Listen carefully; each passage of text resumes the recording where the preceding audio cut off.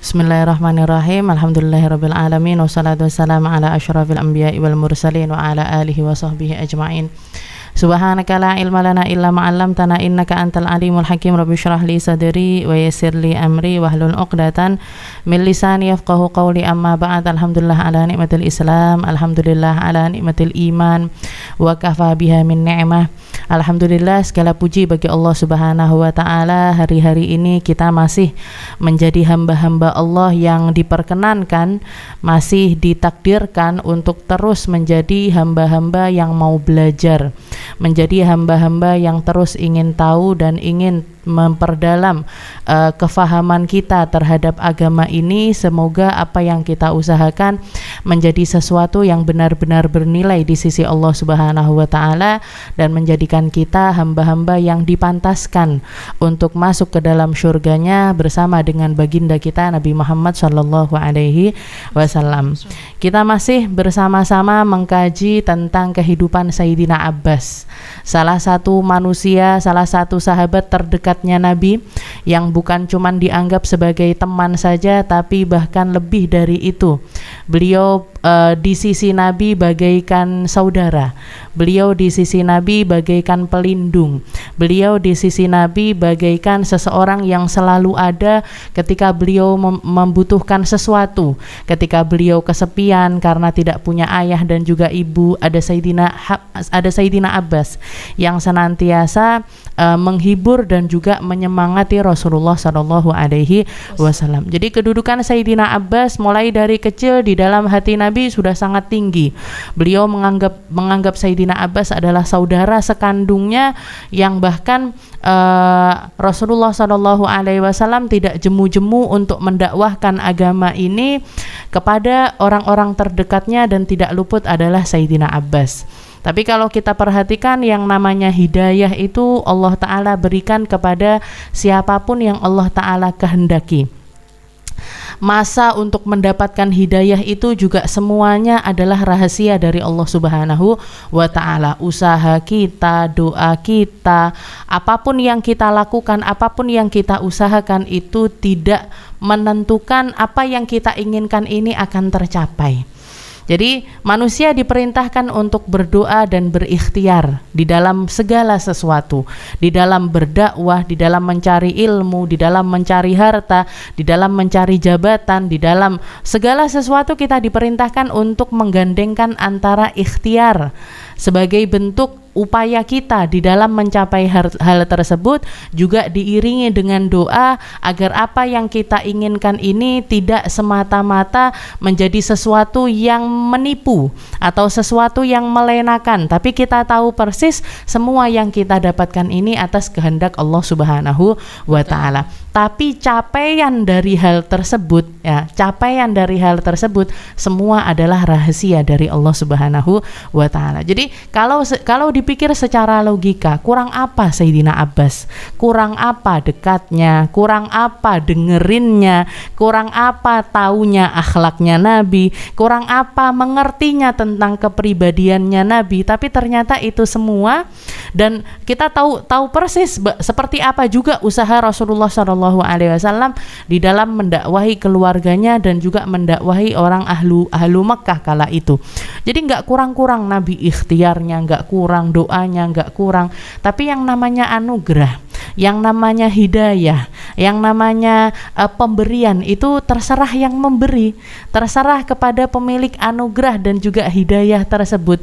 Makanya ketika kita menjadi hamba-hamba yang mendapatkan anugerah sekecil apapun anugerah itu, apalagi kalau yang kita dapatkan ini adalah anugerah rauhaniyah, anugerah yang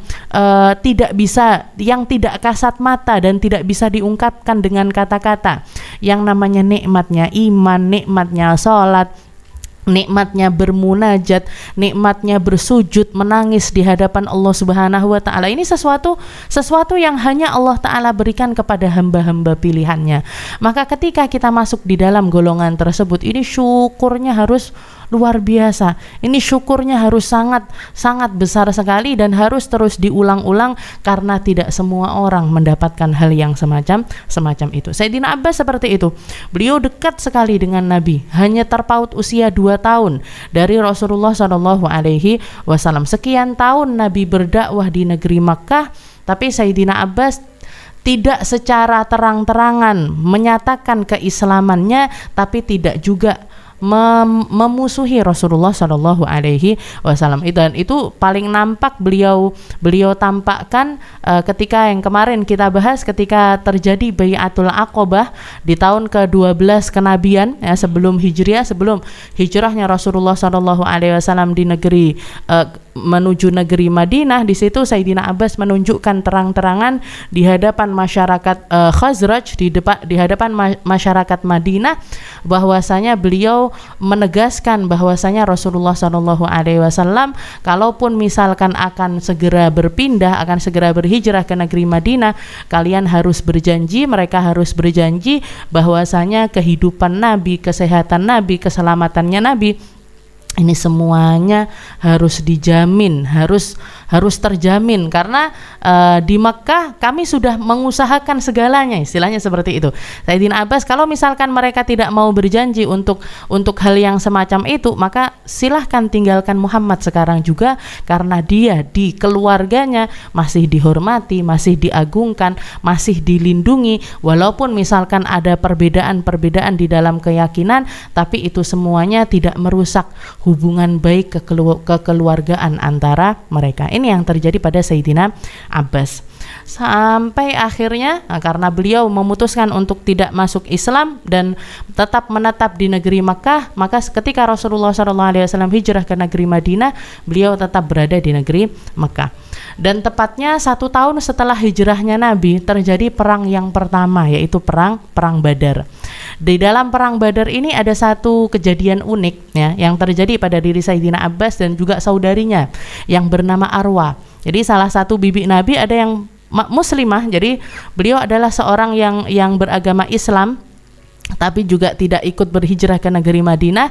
Di situ Sayyidah Arwa ini, ya, bibi Nabi ini, 3 hari sebelum keberangkatan orang-orang menuju perang Badar, beliau melihat satu mimpi. Jadi Sayyidah Arwa ini ngelihat di dalam tidurnya ada seorang laki-laki, ya, ada seorang laki-laki yang berdiri di atas Jabal Abi Qubais. Jadi salah satu bukit yang ada tepat di tengah-tengah Mekah, tepat berada di tengah-tengah Mekah. Kalau sekarang kita lihat, ini sekarang menjadi perhotelan atau rumah-rumah di samping Babus Salam. Jadi tepat di depan Masjidil Haram, dan menjadi rumah tinggal dari para muadzin dan juga imam-imam yang ada di Masjidil Haram. Jadi itu dulunya adalah bukit. Nah, dulunya adalah bukit yang bernama Jabal Abi Qubais. Dikatakan Sayyidah Arwa ini ngelihat ada seorang laki-laki yang berdiri di atas bukit tersebut. Di atas bukit tersebut sambil mengatakan, ya ahla Ghadar, mau'idakum ba'da thalath.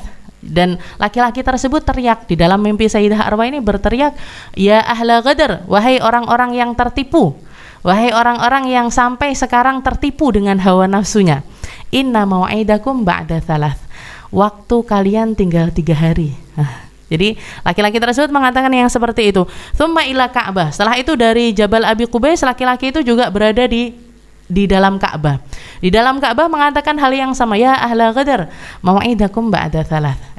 Orang-orang yang tertipu, waktu kalian tinggal 3 hari. Waktu temu kita adalah 3 hari lagi. Setelah itu berpindah ke utaranya Mekah, ke selatannya Mekah, shimal wa, jadi ke arah baratnya. Jadi istilahnya seakan-akan seluruh daerah-daerah penting yang ada di negeri Makkah ini, Sayyidah Arwa melihat laki-laki tersebut ada di tempat-tempat tersebut sambil mengatakan hal yang semacam itu, ya ahla Ghadar, mau'idakum ba'da thalath. Hei orang-orang yang tertipu, waktu kalian tinggal 3 hari. Setelah itu laki-laki tersebut ngambil debu atau kerikil, ngambil kerikil. Setelah itu dilemparkan, dan tidak ada satupun dari rumah-rumah yang ada di Mekah kecuali kemasukan kerikil tersebut.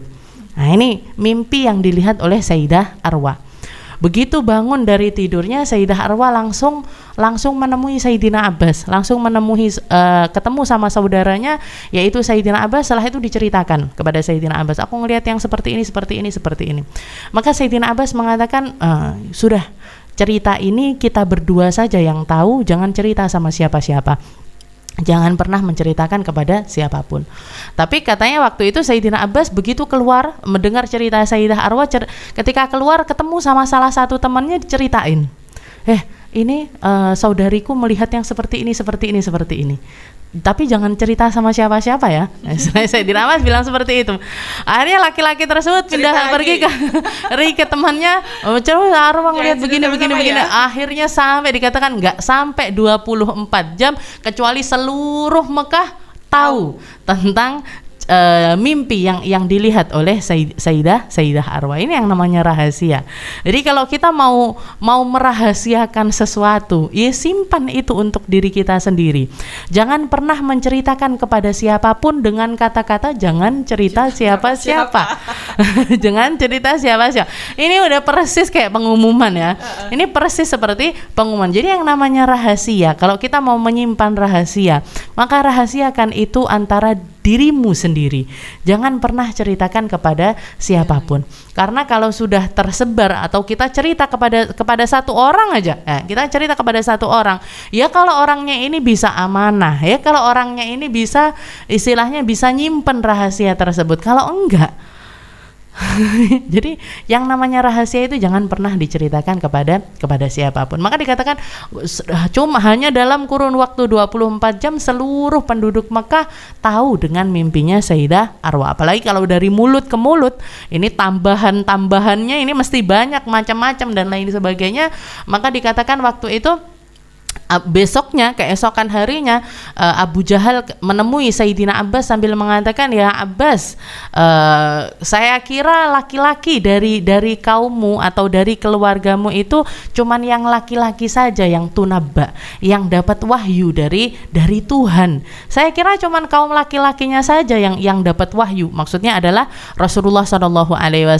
Tapi kami nggak mengira kalau ternyata perempuan-perempuan kalian pun juga mendapatkan wahyu. Menyindir maksudnya. Jadi Abu Jahal ini nyindir Sayyidina Abbas sambil dengan kata-kata yang kirain laki-lakinya aja yang dapat wahyu, ternyata perempuannya juga dapat wahyu ya. Setelah itu Abu Jahal bahkan mengatakan, wallahi kalau misalkan setelah 3 hari nggak ada kejadian apa-apa atau tidak ada sesuatu buruk yang terjadi, karena mimpinya ini kan seakan-akan mengisyaratkan sesuatu yang buruk yang akan menimpa para penduduk. Kalau misalkan tidak ada sesuatu yang terjadi setelah 3 hari, aku akan menggantungkan satu papan pengumuman di samping Ka'bah bahwasanya keluarga kalian, suku Quraisy dan juga dari golongan Abdul Muttalib, semuanya adalah para pendusta, semuanya adalah para pembohong. Itu yang dikatakan Abu Jahal. Sayyidina Abbas nggak bisa berkilah apapun karena memang itu adalah mimpi yang dilihat oleh Sayyidah Arwah. Dan ternyata 3 hari kemudian adalah hari di mana Rasulullah SAW mengalahkan para penduduk Mekah di perang yang pertama, yaitu perang Badar. Padahal waktu itu dari orang Mekah yang keluar ada sekitar 1.000 orang lebih, sedangkan pasukannya Rasulullah SAW hanya 313 orang. Cuman 1/3 dari jumlah mereka, tapi ternyata Allah Subhanahu wa taala tapi Rasulullah SAW dimenangkan langsung oleh Allah Subhanahu wa taala. Jadi itu yang dilihat oleh Sayyidah Arwah dan juga mimpi beliau ternyata terjadi. Istilahnya isyarat yang terlihat pada mimpi tersebut benar-benar terjadi. Karena ketika perang Badar itu tidak ada satu orang pun dari rumah-rumahnya penduduk Mekah kecuali salah satunya jadi korban. Kalaupun tidak terbunuh akan ditawan. Setelah itu harus dibayar dengan harga sekian untuk mengeluarkan mereka dari tawanannya Rasulullah SAW. Dan termasuk yang ditawan adalah Sayyidina Abbas. Jadi ketika perang Badar itu sebenarnya Sayyidina Abbas nggak mau ikut nggak mau ikut pergi. Jadi nggak mau berangkat untuk bersama-sama orang-orang Mekah yang lainnya untuk memerangi keponakannya sendiri, yaitu Rasulullah SAW. Tapi ternyata Abu Jahal yang memaksa Sayyidina Abbas untuk berangkat dan mengatakan, demi Allah kamu harus berangkat. ini kejadian ini kamu harus menyaksikannya sendiri dengan mata kepalamu sendiri. Bagaimana istilahnya, karena Abu Jahal pede sekali. Mereka berangkat dengan pasukan yang luar biasa banyak, dengan persenjataan yang begitu lengkap, dengan membawa segala sesuatu yang mereka bawa. Mereka yakin akan memenangkan dari pasukannya Rasulullah SAW, tapi ternyata Allah Subhanahu Wa Taala berkata lain, menakdirkan sesuatu yang lain, dan Allah Taala memberikan kemenangan kepada baginda kita Nabi Muhammad Sallallahu Alaihi Wasallam. Kita lanjutkan. Jadi Sayyidina Abbas ini asalnya beliau tidak mendaftar atau tidak pengen ikut serta di dalam peperangan pertama dan di perang pertama itu harus menghadapi keponakannya sendiri sebagai pemimpinnya, yaitu Rasulullah SAW. Jadi beliau enggan untuk berangkat, akan tetapi dipaksa sama para pembesar Quraisy, sehingga akhirnya beliau pun berangkat. Jadi berangkat menuju peperangan tersebut, dan dikatakan di Madinah Rasulullah SAW ketika menyusun pasukan, beliau sempat mengatakan, sempat berwasiat kepada para sahabatnya untuk idza ra'aitum, apabila kalian man laqiyal Abbas fala yaqtulhu fa innahuma man laqiya Abul Bakhtari ibn Hisham wa man laqiyal Abbas fala yaqtulhuma fa innahuma kharaja mukrihin. Jadi Rasulullah mengatakan, barang siapa yang ketemu sama Abul Bakhtari ibn Hisham atau yang bernama As bin Hisham, salah satu pemuka dari orang-orang kafir Quraisy yang ikut perang Badar pada waktu itu, wa man laqiya Abbas bin Abdul Muttalib, dan juga yang ketemu sama pamanku yaitu Sayyidina Abbas, fala yaqtulhuma, maka jangan ada yang membunuh mereka berdua karena mereka keluar dalam keadaan mukrihain atau dalam keadaan terpaksa, nggak punya keinginan untuk berangkat tapi dipaksa oleh para pemuka Quraisy, sehingga mereka pun akhirnya berangkat di perang Badar. Kalau Abul Bakhtari itu adalah salah satu pemuka Quraisy yang merobek boikot atau perjanjian boikot yang memboikot keluarga Rasulullah SAW selama kurang lebih 3 tahun di Syi'ib yang ada di negeri Makkah. Nah, itu yang merobeknya atau yang membatalkan dari perjanjian itu adalah Abul Bakhtari. Sedangkan Sayyidina Abbas, seperti yang kita ketahui, beliau keluar dalam keadaan terpaksa, dan itu diketahui oleh Rasulullah SAW dan diwasiatkan kepada para sahabat. Bahkan waktu itu ada salah satu sahabat yang mengatakan, lima la naqtulhuma ya Rasul, kenapa kami nggak boleh membunuh mereka berdua ya Rasul? Apakah kalau misalkan yang kami, karena di perang pertama ini orang Mekah sendiri, istilahnya orang Mekah berperang dengan orang Mekah, orang muhajir berperang. Jadi ada di antara mereka yang seorang anak harus berhadapan dengan ayahnya, ada yang saudara harus berhadapan dengan saudaranya yang lain. Ya, sama halnya seperti Nabi harus berhadapan dengan pamannya sendiri, orang-orang terdekatnya. Jadi apakah kami boleh membunuh saudara kami sendiri tapi nggak boleh membunuh paman dari Rasulullah SAW? Maka waktu itu ketika sahabat tersebut terdengar, jadi kata-katanya itu nyampe di telinga Rasulullah SAW, Rasulullah sempat istilahnya menghela napas sambil mengatakan, ya Umar, wahai Umar, kiranya apa mungkin mereka akan bisa, istilahnya apa mereka akan sampai hati untuk menebas kepala pamanku di hadapanku? Apa mereka akan ridho dengan hal tersebut ya Umar? Maka disampaikan oleh Sayyidina Umar kepada sahabat tersebut, maka sahabat tersebut bertaubat dan mengatakan, wallahi, demi Allah, kalau misalkan bisa aku cabut sebuah kata-kata akan aku cabut, dan sepertinya dosa dari apa yang aku katakan ini tidak akan pernah tertebuskan kecuali dengan kematian dalam keadaan syahid, dan semoga Allah Subhanahu wa taala memberikan kepadaku kematian dalam keadaan syahid. Memang benar sahabat tersebut tidak wafat di perang Badar tersebut, tapi setelah berjalannya waktu beliau termasuk salah satu yang ikut di dalam peperangan melawan Musailamah Al-Kadzdzab dan mati di dalam peperangan tersebut. Istilahnya bisa dikatakan dosa beliau ini terbalaskan dengan kemuliaan syahadah yang beliau dapatkan di akhir usianya. Jadi seperti itu perangainya para sahabat. Jadi akan selalu ada orang, kita bertindak apapun yang kita katakan, apapun yang kita lakukan, akan selalu ada orang-orang yang bisa dikatakan nyinyir ya, bisa dikatakan yang seperti itu akan selalu ada. Jadi kalau misalkan kita hidup dan tidak ada orang yang berkomentar, ini nggak mungkin, akan selalu ada orang-orang yang semacam itu. Bahkan Rasulullah pun mengalami hal-hal yang semacam itu. Maka dikatakan ketika perang tersebut pada akhirnya Sayyidina Abbas ini ditawan atau terkalahkan di tangan seorang sahabat Nabi yang terkenal kecil, kurus, lemah dan lain sebagainya, yang bernama Abul Yusr. Ada yang mengatakan yang menawan Sayyidina Abbas adalah Abul Yusr, ada yang mengatakan Abdullah bin Mas'ud. Tapi yang pasti dua-duanya ini punya perawakan yang kecil. Seperti yang kemarin saya ceritakan, Sayyidina Abbas ini punya badan gede, tinggi, besar, kekar, kekuatannya luar biasa. Jadi ganteng, istilahnya seperti itu. Ini dikalahkan sama seorang sahabat yang punya perawakan sangat kecil sekali. Jadi Abul Yusr, entah Abul Yusr atau Abdullah bin Mas'ud pada waktu itu yang mengalahkan Sayyidina Abbas dan akhirnya mengikat tangannya Sayyidina. Bahkan sampai dikatakan ketika Sayyidina Abbas pulang, begitu beliau dibebaskan, setelah itu pulang ke rumahnya, ini anak-anaknya sampai heran. Wahai ayahku, ini kok bisa kamu dikalahkan oleh Abul Yusr? Lau syi'ta, padahal kalau misalkan engkau mau, ini sahabat itu kamu masukkan fika miqomisik, dimasukkan ke sini, ke apa namanya? Pakaian perang. Pakaian, istilahnya kalau kita pakai gamis, setelah itu ada lengan kita ini longgar yang gitu ya.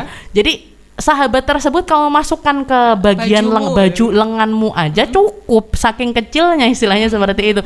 Sedang engkau adalah orang yang punya perawakan tinggi besar, kok bisa dikalahkan sama seseorang yang begitu kecil? Katanya Sayyidina Abbas, ya aku sendiri juga heran. Tapi pada waktu itu yang pasti ketika di tengah-tengah peperangan, aku melihat sahabat tersebut, Abdullah bin Mas'ud atau Abul Yusr itu di mataku kalfil, seperti sebesar gajah. Jadi besar sekali sampai aku tidak kuasa untuk melawan dia. Sampai aku tidak kuasa dan aku tidak sadar, tahu-tahu sudah terikat tanganku, sudah dibawa di hadapan Rasulullah SAW. Jadi istilahnya seperti seakan-akan nggak logis, tapi itu yang terjadi.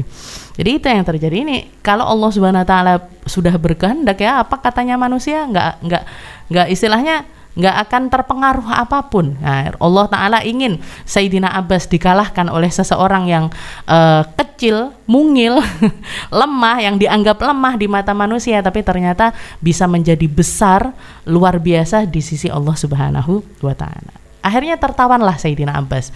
Jadi ditawan, dan di malam pertama ketika beliau berada di tawanan Rasulullah SAW, beliau disamakan dengan tawanan-tawanan yang lain, ditaruh di satu bangunan, ditaruh di satu kemah bersama tawanan-tawanan yang lain, dan kemahnya yang ditempati oleh Sayyidina Abbas ini kebetulan berada persis di sebelah kemahnya Rasulullah SAW.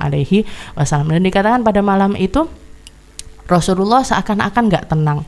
Beliau keluar, masuk lagi, keluar lagi, gelisah sekali, nanti muter-muter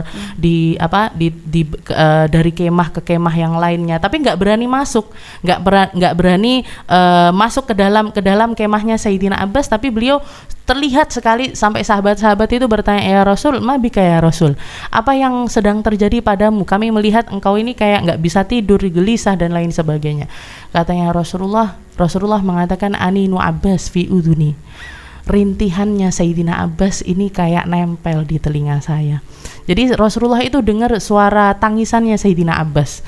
Di malam ketika beliau ditawan itu, Rasulullah mendengar Sayyidina Abbas itu seakan-akan merintih, kesakitan, kelihatan terasa kesakitan, tapi Rasulullah nggak tega untuk masuk atau melihat apa yang terjadi, itu tidak tega. Maka dikatakan sahabat yang mendengar perkataan Nabi, beliau langsung berdiri masuk ke kemahnya Sayyidina Abbas. Ditanya kenapa kok merintih sepanjang malam, maka Sayyidina Abbas mengatakan, ini borgol atau ikatan yang diikatkan kepadaku ini terlalu kuat ya, terlalu ketat, yang di tangan ataupun yang di kaki. Aku kesakitan karena ini. Maka dilonggarkan. Sama sahabat tersebut dilonggarkan di bagian tangannya, dilonggarkan di bagian kakinya. Setelah itu sahabat ini kembali lagi berjaga. Tapi ternyata Rasulullah masih tetap seperti itu, masih tetap gelisah, pergi ke sana kemari.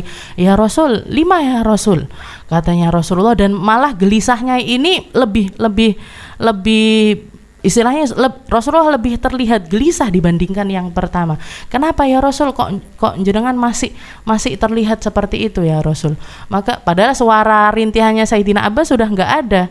Maka Rasulullah mengatakan, akhafu min mauti Abbas. Saya takut karena sudah nggak ngerintih lagi, takutnya Sayyidina Abbas wafat, takutnya Sayyidina Abbas ini meninggal atau terjadi sesuatu. Maka diceritakan, ya Rasul, tadi saya jenguk ke kemahnya Sayyidina Abbas dan saya lihat ternyata yang membuat beliau merintih ini adalah ketatnya ikatan yang mengikat tangan dan juga kakinya, maka saya longgarkan. Maka langsung Rasulullah mengatakan, amataf'al bijami'il, apakah kamu melonggarkan semua ikatan yang kamu ikatkan kepada seluruh tawanan yang ada di sini? Katanya sahabat tersebut, lah ya Rasul, enggak ya, yang saya longgarkan cuman ikatannya Sayyidina Abbas saja. Maka sekarang juga longgarkan seluruh ikatan semua tawanan perang dari perang Badar ini. Maka dilonggarkan semuanya. Innallaha ya'murukum bil adli wal ihsan. Allah Ta'ala memerintahkan kita untuk menjadi kaum yang selalu adil, memperlakukan segala sesuatu itu di levelnya dan setara. Sayyidina Abbas di sini menjadi tawanan sama dengan tawanan-tawanan yang lain, walaupun beliau adalah paman saya, walaupun dia adalah kerabat saya, walaupun dia adalah orang yang dekat dengan saya, tapi keputusan atau keadilan dari yang diperintahkan oleh Allah Ta'ala harus tetap berjalan. Longgarkan semua ikatan yang mengikat para tawanan-tawanan Badar sekarang juga.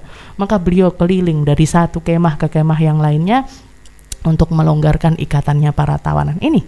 Nabi kita Nabi Muhammad Sallallahu Alaihi Wasallam seperti itu yang diajarkan bahkan kepada pamannya. Maka kalau kita lihat ini negeri kita ini, atau negeri bukan cuma di kita saja, di manapun tidak ada, kita belum melihat ada satu pemimpin ataupun seorang petinggi yang mampu melakukan keadilan seadil-adilnya seperti yang dilakukan oleh Rasulullah Shallallahu Alaihi Wasallam. Satu dapat, istilahnya Rasulullah itu ya, satu dapat satu kurma, semuanya harus dapat kurma. Satu orang dikasih susu, semuanya harus dikasih susu. Bahkan pernah dikatakan para tawanan-tawanan Badar ini, karena setelah perang Badar ini, dari tawanan itu bukannya mereka menjadi tidak mau masuk Islam, malah banyak di antara mereka yang memutuskan untuk masuk Islam setelah terjadinya perang Badar, karena mereka melihat akhlaknya orang-orang Madinah yang luar biasa, para manusia-manusia yang dididik langsung oleh Rasulullah SAW luar biasa hebat. Ketika Sayyidina Bilal waktu itu menjadi petugas yang jagain para tawanan-tawanan perang, ada salah satu di antara mereka, salah satu dari tawanan perang ini, seorang petinggi Quraisy, dikasih makanan khubuz, dikasih makannya itu roti, dikasih roti, semuanya dikasih roti. Sedangkan Sayyidina Bilal makan bersama penjaga yang lainnya ini kurma, istilahnya makanan yang lebih sederhana dibandingkan roti. Kalau kurma kan metik bisa dapat, kalau roti kan otomatis harus diolah dan lain sebagainya. Maka dikatakan sahabat tersebut mengatakan, ya Bilal, karena saling kenal ya, yang ini petinggi Quraisy, sedangkan Sayyidina Bilal dulunya adalah seorang budak, orang yang nggak ada harganya di mata orang-orang kafir Quraisy. Maka dia memanggil dengan panggilan yang meremehkan kepada Sayyidina Bilal, ya Bilal, sudah jadi prajurit kamu sekarang, sudah jadi orang hebat kamu sekarang. Setelah itu orang ini mengatakan, kamu makan apa wahai Bilal? Ini yang saya makan, yang saya punya adalah kurma. Loh, katanya laki-laki tersebut mengatakan, ya Bilal, kamu makan kurma, sedangkan para tawanan di sini malah dikasih roti dan juga susu. Ini kayak gimana? Kenapa kamu nggak ngambil sebagian dari roti dan juga susu ini untuk kamu makan, sedangkan kasih kami kurma-kurma tersebut, makanan yang lebih sederhana? Maka Sayyidina Bilal mengatakan, hakadha amarona Rasulullah Sallallahu Alaihi Wasallam. Seperti inilah ajaran yang diajarkan oleh Rasulullah Sallallahu Alaihi Wasallam. Jadi akhlak yang dikedepankan. Rasulullah melihat sahabat ini melonggarkan ikatannya Sayyidina Abbas, maka semuanya pun juga harus dilonggarkan. Sampai akhirnya keputusan di mana para sahabat yang ditawan atau para tawanan perang Badar pada waktu itu, Rasulullah pertamanya sebelum memutuskan ini gimana ini enaknya, apa dilepaskan atau dijadikan budak atau dibunuh atau seperti apa harus diperlakukan para tawanan perang tersebut. Pada waktu itu Sayyidina Umar langsung usul, ya Rasul, bunuh aja semuanya ya Rasul. yang ditawan ini bunuh aja semuanya ya Rasul. Maka Rasulullah SAW masih berpikir, masa dibunuh? Sedangkan Sayyidina Abu Bakar mengatakan, ya Rasul, kita cari keuntungan aja dari mereka. Kita lepaskan mereka dengan harga yang sesuai dengan kondisi ekonomi mereka. Misalnya orang-orang kalangan atas sekian ratus juta mereka untuk melepaskan, yang menengah sekian puluh juta, yang rendahan sekian juta, istilahnya gitu. Jadi ada level-levelnya, yang orang kaya ya harus membayar lebih banyak dibandingkan yang bagian tengah ataupun juga yang bahkan yang nggak mampu atau orang-orang yang menjadi tawanan dan mereka bukan orang yang berharta. Maka Rasulullah memerintahkan mereka untuk mengajarkan membaca dan menulis. Setiap orangnya harus mengajarkan baca tulis kepada 10 anak Ansor. Jadi anak-anak Ansor 10 orang disetorkan kepada 1 orang tawanan yang bisa membaca dan juga menulis. Nanti kalau misalkan sampai mereka bisa membaca menulis, baru mereka dilepaskan. Dan itu yang dilakukan oleh Rasulullah SAW. Keuntungan yang banyak yang didapatkan oleh Nabi dari segi finansial pada waktu itu baru, makanya dikatakan setelah perang Badar itu kondisi ekonomi orang-orang muslim beranjak naik sedikit demi sedikit. Bahkan di antara termasuk Sayyidina Abbas. Jadi Sayyidina Abbas pada waktu itu menghadap Rasulullah SAW dan mengatakan, ya Muhammad, mal, ya Muhammad, saya nggak punya duit untuk menebus diri saya nggak punya harta untuk menebus diriku, wahai Muhammad. Maka Rasulullah waktu itu mengatakan, ya wahai paman, alasta kunta, bukankah engkau sebelum berangkat ke perang Badar mewasiatkan hartamu sekian-sekian kepada istrimu? Kamu mengatakan kepada istrimu, wahai Ummul Fadl, wahai Lubabah, kalau misalkan di perang ini aku nanti mati, ini hartaku, berikan ini untuk anakku yang ini untuk anakku yang ini untuk anakku yang ini. Bukankah kamu? Dan yang dikatakan oleh Rasulullah SAW pada waktu itu kata per kata persis seperti yang dikatakan oleh Sayyidina Abbas kepada istrinya, dan itu hanyalah momen yang hanya diketahui oleh Sayyidina Abbas dan istrinya.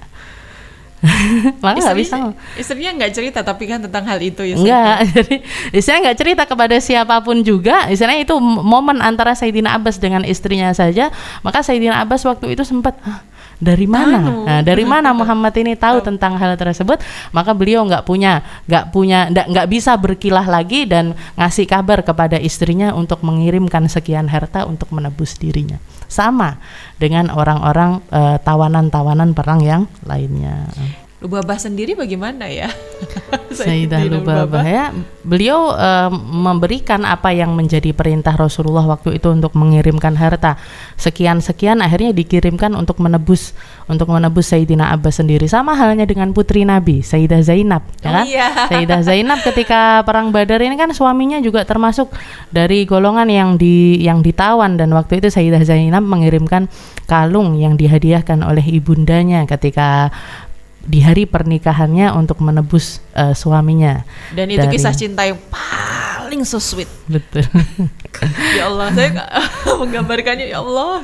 Ya, itu yang terjadi pada diri Rasulullah SAW dan keluarganya. Jadi apapun yang terjadi, siapapun mereka, siapapun kekerabatan mereka dengan Rasulullah SAW, al-haq, al-adlu, al-adl. Kalau yang namanya keputusan itu adalah sebuah keputusan, yang namanya aturan itu adalah sebuah aturan yang pantang untuk dilanggar bahkan oleh seorang nabi, seorang Muhammad bin Abdullah sekalipun, pemimpin yang sebenarnya atau istilahnya kalau beliau mau bisa melakukan apapun untuk menghilangkan, istilahnya nyari alasan ini untuk membebaskan menantunya, untuk membebaskan pamannya ataupun orang-orang terdekatnya, tapi itu semuanya tidak dilakukan oleh Rasulullah SAW. Bahkan sekedar melonggarkan, ya kan, sekedar melonggarkan ikatan tangan dan kaki dari Sayyidina Abbas pun Rasulullah enggan untuk melakukannya sendiri. Rasulullah nggak mau melakukannya sendiri, tapi Rasulullah menginginkan itu dilakukan oleh orang-orang terdekatnya agar keputusan ataupun sesuatu keistimewaan lah istilahnya, atau sesuatu yang harusnya nggak terjadi tapi akhirnya terjadi karena sesuatu yang diinginkan oleh Rasulullah itu tidak langsung didapatkan dari Nabi tapi dari sahabat atas keridoan para sahabat-sahabat yang lainnya, dan itu pun begitu dilonggarkan semua berkat dari Sayyidina Abbas, semua penduduk atau semua tawanan perang Badar pada waktu itu mendapatkan sesuatu yang lebih, yang harusnya mereka diikat dengan kencang, yang harusnya mereka diikat dengan ikatan yang cukup menyakitkan, tapi akhirnya dilepaskan, atau bukan dilepaskan tapi dilonggarkan berkat dari rintihannya Sayyidina Abbas. Dan betapa Rasulullah menahan kerinduan yang luar biasa kepada Sayyidina Abbas. Dari kata-katanya Nabi yang mengatakan aninu Abbas fi uduni. Jadi tangisan, rintihannya Abbas ini terngiang-ngiang di telinga saya. Jadi kalau misalkan Rasulullah mau, waktu itu beliau akan berlari untuk memeluk Sayyidina Abbas. Kalau beliau mau, pada waktu itu akan dibawa Sayyidina Abbas di samping di dalam kemah bersama-sama dengan Nabi. Tapi itu semuanya tidak dilakukan oleh Nabi demi tegaknya keadilan, demi tegaknya syariat, demi tegaknya beliau sebagai seorang Rasul, sebagai seorang Nabi yang membawa kalimatul haq, yaitu la ilaha illallah. Nggak ada kata kasihan kepada orang yang tidak berla ilaha illallah.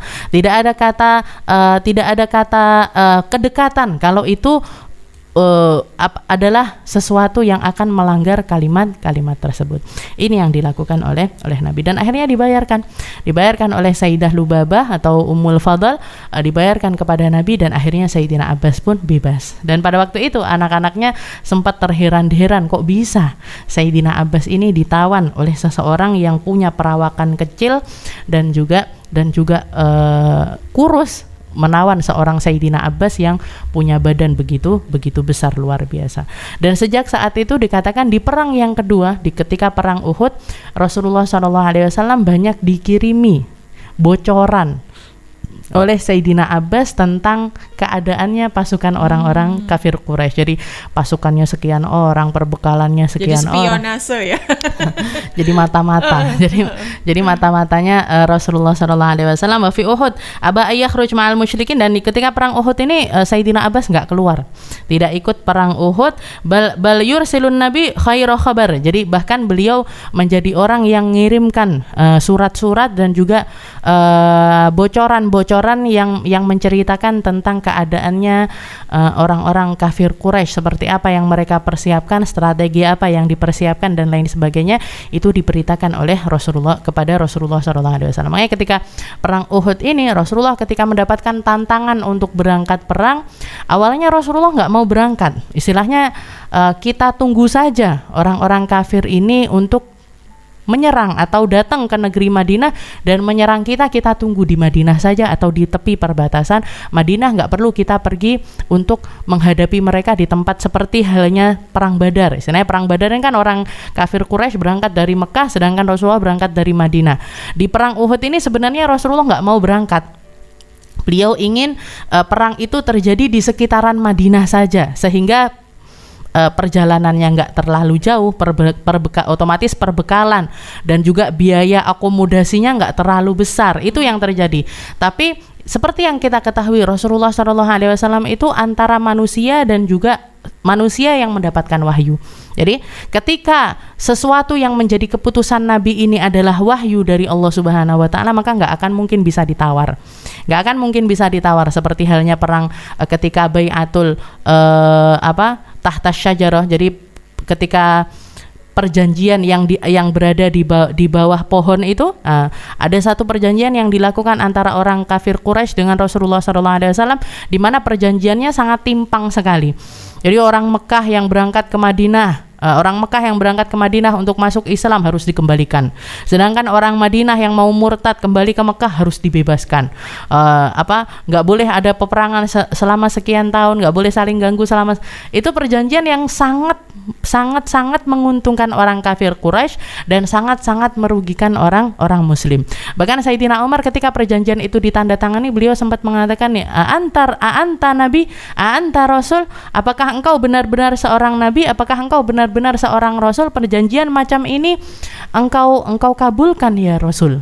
Maka Rasulullah secara tegas mengatakan, ya, saya adalah seorang nabi, saya adalah seorang Rasul, dan seperti ini saya diperintahkan.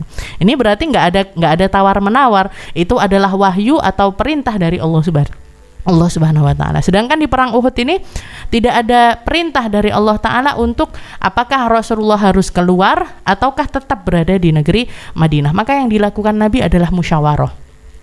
Rasulullah mengumpulkan beberapa orang petinggi-petinggi baik dari muhajirin, dari kaum muhajirin ataupun ansar, diajak berdiskusi oleh Rasulullah SAW, dan pada waktu itu dikatakan yang tua-tua punya kecenderungan untuk ngikutin apa yang diinginkan oleh Nabi, yaitu tidak berangkat ke Uhud tapi menunggu pasukan musuh itu di negeri Madinah. Tapi sedangkan yang muda-muda, karena anak muda ini jiwanya biasanya semangat, pengennya itu melawan, ditambah lagi punya rasa, kita di perang Badar menang, kita di perang Badar dengan pasukan 313 orang melawan 1000 orang, kita mendapatkan kemenangan dari Allah Subhanahu wa ta'ala.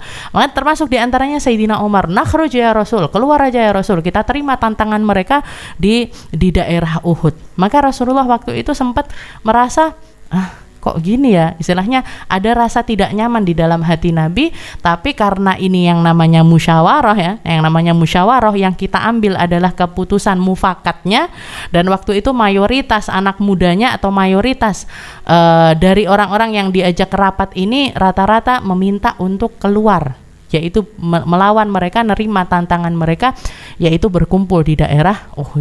Maka begitu keluar, Sayyidina Abu Bakar mendekati Sayyidina Umar sambil mengatakan, ya Umar, apa kamu tidak merasa bahwasanya ada rasa berat di dalam hati Nabi ketika menerima keputusan rapat tersebut?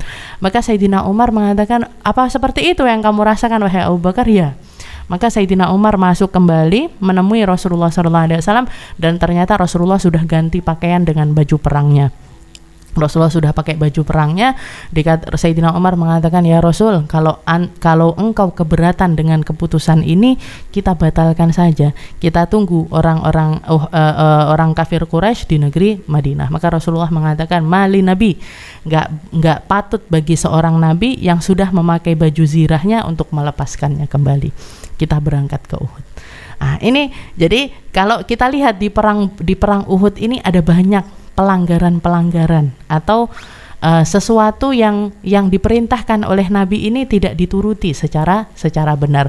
Padahal strategi yang diaturkan Nabi lewat kabar-kabar yang beliau terima dari Sayyidina Abbas ini cukup akurat, cukup bagus strateginya untuk melawan ataupun ngikutin apa yang untuk istilahnya ngimbangin pasukan musuh yang akan menyerang kaumnya Rasulullah Shallallahu Alaihi Wasallam. Tapi itu tidak ditakdirkan, dan sunnatullah, istilahnya Allah Subhanahu Wa Taala memang menakdirkan dan menginginkan bahwasanya orang Muslim ini harus merasakan yang namanya menang, juga harus merasakan yang namanya kekalahan, dan itu semuanya adalah takdir dari Allah Subhanahu Wa Taala. Seperti ini Sayyidina Abbas. Insya Allah nanti kita lanjutkan ketika keinginan beliau untuk masuk Islam dan akhirnya berislam, dan bagaimana perjalanan Islam beliau di akhir-akhir usianya.